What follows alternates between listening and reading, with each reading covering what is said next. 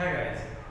तो sexual reproduction in flowering plant, sexual reproduction in flowering plants का जो mail का जो पार्ट होता है एंथर, उसके बारे में कुछ डिस्कस करने वाले हैं हम। थोड़ा सा आप देखिए। जैसे कि मान लिया अगर हमने मेल रिप्रोडक्टिव ऑर्गन की बात कर रहे हैं, ये एक तरह से क्या है, ये एक तरह से मेल सेक्स ऑर्गन है। ये हो गया फिलामेंट, ये हो गया क्या, एंथर। ठीक है, फिलामेंट एंड एंथर। ओके, और ये पूरा पार्ट जो होगा इसको क्या कहेंगे, स्टैमेन, स्टैमेन।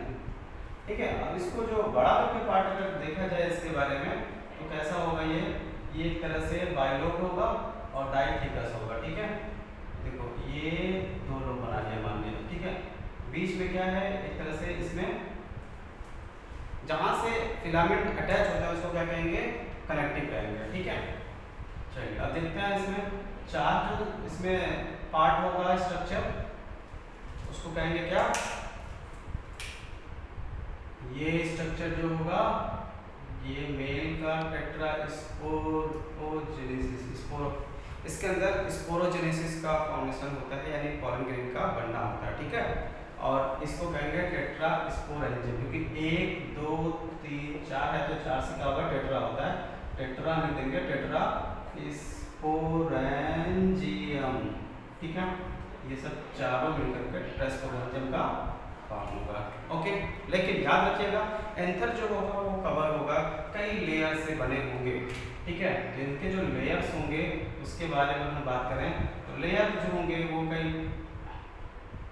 एक तरह से सेल्स से मिलकर के बने होंगे। ठीक है ना, चलिए अब ये मान लिया आउटर लेयर होगा, फिर इसके साथ में फिर लेयर्स होंगे, ऐसे से कई लेयर्स होंगे, मल्टी लेयर फॉर्म होगा।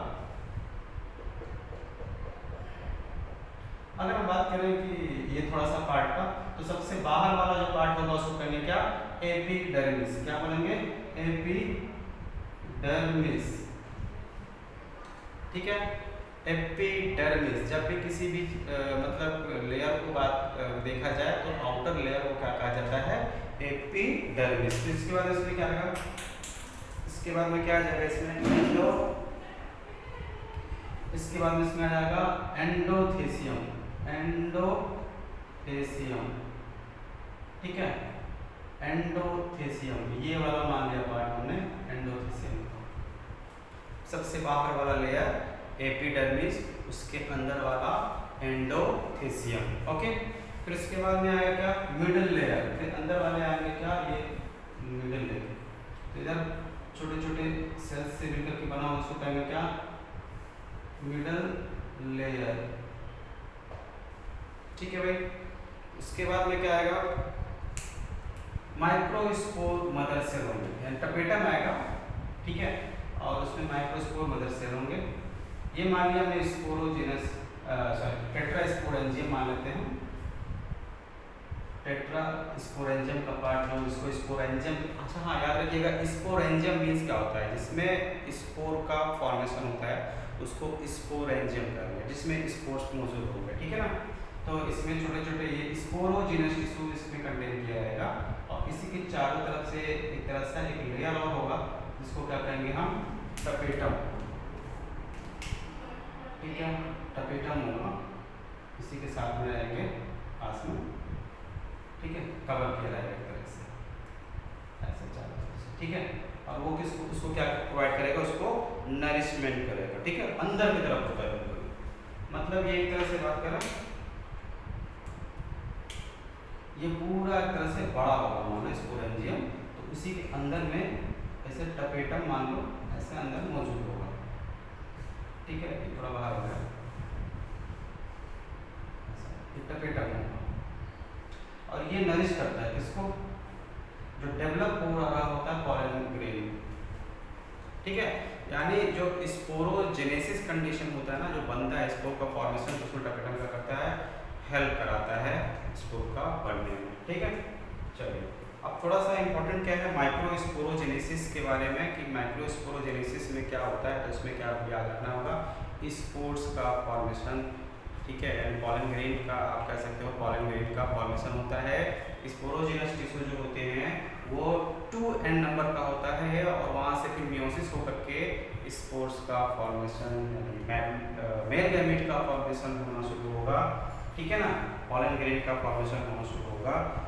माइक्रोस्पोर मदर सेल से, यानी अंदर वाले को क्या कहेंगे, माइक्रोस्पोर मदर सेल, यानी अंदर वाले जो होंगे सेल माइक्रोस्पोर मदर सेल कहेंगे, माइक्रोस्पोर मदर सेल। ये मदर सेल क्यों कहा गया, क्योंकि वहां से जन्म होगा एक अलग टाइप के सेल का जिसको क्या कहेंगे, पॉलन ग्रेन कहेंगे। ओके, क्लियर हुआ। अच्छा, ये जब टाइम आता है कंडीशन स्पोर का बाहर निकलने का, तो उस समय उसको कहेंगे, क्या कहेंगे, डेहिसेंस।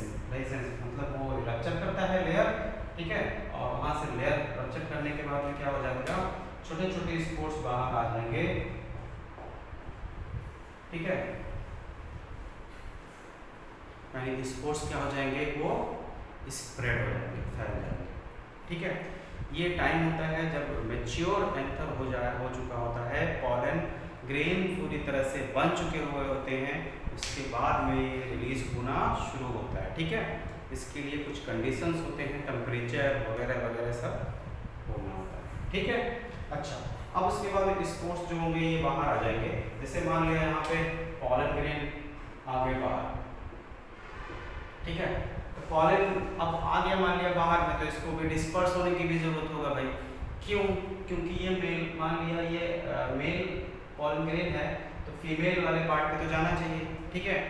अब तो हमने ये तो इसके बारे में डिस्कस कर लिया, अब थोड़ा सा डिस्कस करते हैं फीमेल रिप्रोडक्टिव ऑर्गन के बारे में, ठीक है। अगर हम फीमेल रिप्रोडक्टिव ऑर्गन की बात करें तो उसमें क्या कहेंगे हम, जो फीमेल का पार्ट होगा उसको गायनेसियम कहेंगे, ठीक है, समझ में आ रहा बात। ओके, अगर हम बात करें कि ये क्या होता है, तो ये एक तरह से इसमें फीमेल रिप्रोडक्टिव ऑर्गन पाए जाएंगे। चलिए, जैसे कि फ्लावर की बात करें, फ्लावर में इस तरह से मान लिया कोई ऐसा फ्लावर है, ठीक है, तो इसमें ऐसा कुछ स्ट्रक्चर जो बीच में दिखता होगा, ठीक है, बीच का स्ट्रक्चर जो होगा उसको क्या कहेंगे, ओवरी। ये क्या होगा, स्टाइल, और ये क्या होगा, स्टिग्मा। ये कंप्लीटली एक तरह से क्या है, एक तरह का कार्पेल, ठीक है, मान लिया हमने कार्पेल ले लिया। अच्छा, एक चीज और याद रखिएगा, अगर गायनेसियम सिंगल पिस्टिल का होगा तो उस कंडीशन को क्या कहेंगे, मोनोकार्पेलिनी कहेंगे, ठीक है। अगर सिंगल पिस्टिल होगा तो, अगर एक से ज़्यादा पिस्टिल होगा तो उसको क्या कहेंगे, मल्टी कार्पेलिनी। एक से ज़्यादा अगर पिस्टिल होगा तो मल्टी कार्पेलिनी होगा। अगर कार्पल साथ में फ्यूज होंगे तो उसको सिन कार्पस कहेंगे। अगर कार्पल अगर अलग होंगे, थोड़ा फ्री होंगे, तो उसको क्या कहेंगे, एपोकार्पस। ये सब कंडीशन होते हैं, ठीक है। चलिए याद करना आप, इसको इम्पोर्टेंट है। चलिए इसको बड़ा करते हैं, देखते हैं थोड़ा सा स्ट्रक्चर कैसे क्या होगा।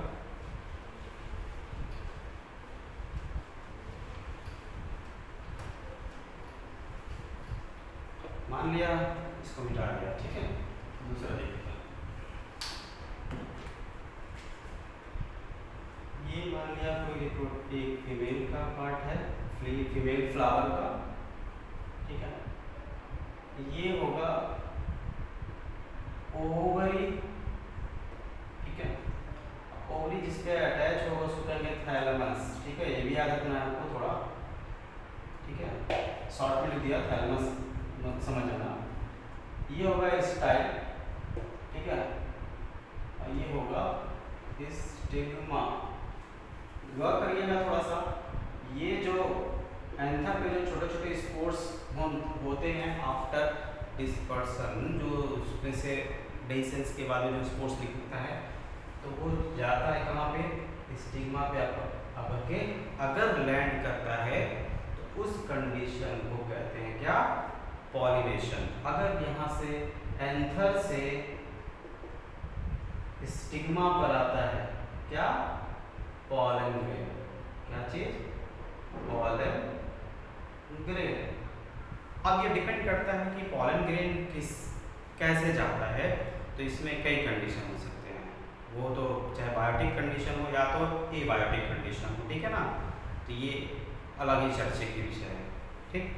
चलिए अब अगर बात करते हैं कि ये फीमेल पे जाता है, फीमेल के स्टिग्मा पे आएगा, तो यहाँ पे होगा क्या, यहाँ पे आने के बाद में फिर यहाँ से ये क्या करेगा, जर्मिनेट करेगा।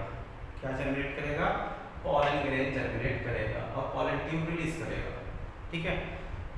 तो सबसे पहले जरूरी है कि इसके पार्ट अंदर के बारे में जानना कि क्या किस जगह पे जाता है पॉलन ट्यूब और क्या रिलीज करता है। तो याद रखिएगा अंदर जो पार्ट होगा उसके अंदर एग का फॉर्मेशन होता है, वो भी ओव्यूल के एम्ब्रियो सैक के अंदर, ठीक है। ओव्यूल होगा, उसमें एम्ब्रियो सैक होगा, फिर वहाँ पे मौजूद होगा एग सेल, ठीक है। वहाँ पे जाकर के वो फ्यूज करता है मेल का न्यूक्लियस। जब फ्यूज करता है तो उसे फर्टिलाइजेशन कहते हैं, ठीक है ना भाई। चलिए स्टार्ट करिए। अब इसके अंदर जो पार्ट होगा ओव्यूल का स्ट्रक्चर देख लेते हैं। ये ऐसा, ये मान लिया ऐसा कंडीशन, ठीक है। ये है ओव्यूल यानी ओवरी के इनसाइड, मतलब क्या है, ओव्यूल है। ये पूरा ब्लू कलर का जो स्ट्रक्चर दिखा रहा है इसको क्या कहेंगे हम, ओव्यूल, इंपॉर्टेंट है भैया। और ओव्यूल जो है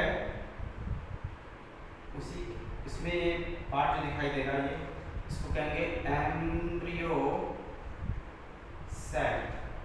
और एम्ब्रियो सैक में कुछ सेल पाए जाएंगे, ठीक है।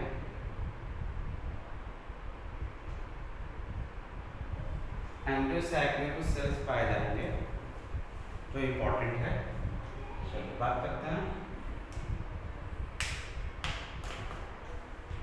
स्ट्रक्चर देख लीजिए थोड़ा सा, इसको हम बड़ा करके देखें तो ऐसा स्ट्रक्चर माना जा सकता है कि ओव्यूल का एक इस तरह से कुछ आता है,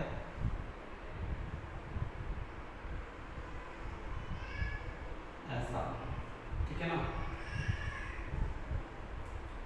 ये इस तरह से मान लिया हमने, इसको कहेंगे इंटीग्यूमेंट।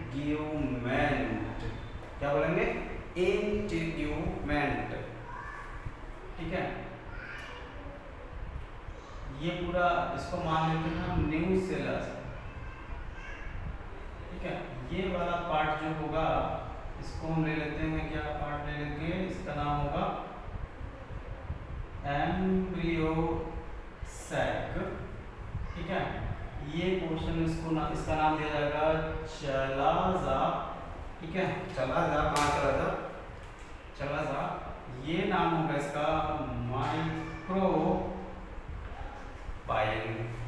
माइक्रोपाइल जहाँ है इधर एग का पाए जाने का संभावना सबसे ज्यादा है, यानी एग सेल का, ठीक है। अब उसके दोनों तरफ क्या होगा, ऐसा मान लेते हैं हम कि यहाँ पे क्या होगा, सिनर्जिड होगा। ये ब्लू कलर का जो सेल दिखा दिया हमने, इसको बोलेंगे सिनर्जिड, ठीक है। उसके अपोजिट में इधर पाया जाएगा एंटीपोडल सेल, और इसमें न्यूक्लियाई पाए जाएंगे।